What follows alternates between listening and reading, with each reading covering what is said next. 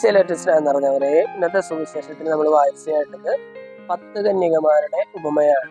ഇവിടെ പറയുകയാണ് 10 കന്യകമാര്, അതിൽ 5 പേര് വിവേകമുള്ളവരും 5 പേര് വിവേകമില്ലാത്തവരുമായിരുന്നു.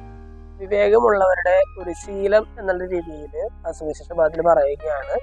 അവര് വിളക്കുകൾ എടുത്തപ്പോൾ, മണവാളിനെ എതിരേൽക്കാനായിട്ട് പുറപ്പെട്ടപ്പോൾ അവര് വിളക്കുകളോടൊപ്പം റിസർവായിട്ട് അവര് കുറച്ച് എണ്ണ കൂടി കരുതി.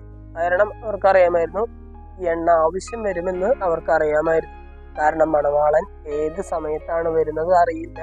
അതുകൊണ്ട് തന്നെ ഏത് സമയത്ത് വന്നാലും അവനെ എതിരേൽക്കാൻ പാകത്തിന് ഞങ്ങൾ സജ്ജരായിരുന്നു എന്ന് ആ സുവിശേഷ ഭാഗത്തിലൂടെ നമ്മൾ മനസ്സിലാക്കുന്നത്.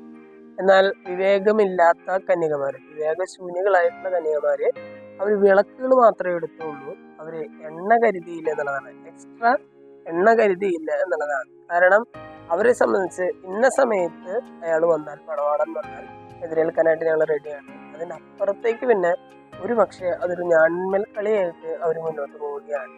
അവർ പ്രതീക്ഷിച്ചിരുന്നത് പോലെ തന്നെ മണവാളൻ വന്ന സമയത്ത് വിവേകമുള്ള കന്യകമാർക്ക് വിളക്കുകളും എടുത്ത് അവനെ എതിരേൽക്കാനായിട്ട് പോകാൻ പറ്റി. വിവേകമില്ലാത്ത കന്യകമാർക്ക് അത്ര നേരം കാത്തിരുന്നത് വെറുതെയായി എന്നുള്ളതാണ്. കാരണം മണവാളൻ വന്ന സമയത്ത് എണ്ണ വാങ്ങാനായിട്ട് ഒരു കച്ചവടക്കാരുടെ അടുത്തേക്ക് പോവുകയാണ്. അവർക്ക് മണവാളിനെ സ്വീകരിക്കാനായിട്ട് സാധിച്ചില്ല. നമ്മളൊരു ഇന്നത്തെ സുവിശേഷ ഭാഗം വായിച്ചു കഴിയുമ്പോൾ ദൈവം നമ്മളോട് പറയുന്ന ഒരു കാര്യം ഇത് തന്നെയാണ്. ഏത് സമയത്താണ് ദൈവത്തിന്റെ രണ്ടാമത്തെ വരവെന്ന് നമുക്ക് ആർക്കും അറിയില്ല. അവൻ ഏത് സമയത്ത് വന്നാലും അവനെ എതിരേൽക്കാൻ ഒരുക്കമുള്ളവരാണോ എന്നുള്ളത്. ഏത് സമയത്ത് കർത്താവ് വന്നാലും അവനെ എതിരേൽക്കാൻ മാത്രം ഒരുക്കമുള്ളവരാണ്.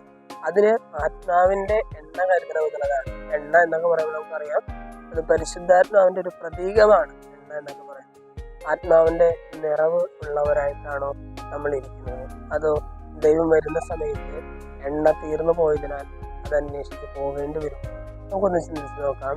ആവശ്യമായ മാറ്റങ്ങൾ വരുത്തി ജീവിക്കാൻ ദൈവം നമ്മെല്ലാവരെയും സമൃദ്ധമായിട്ട്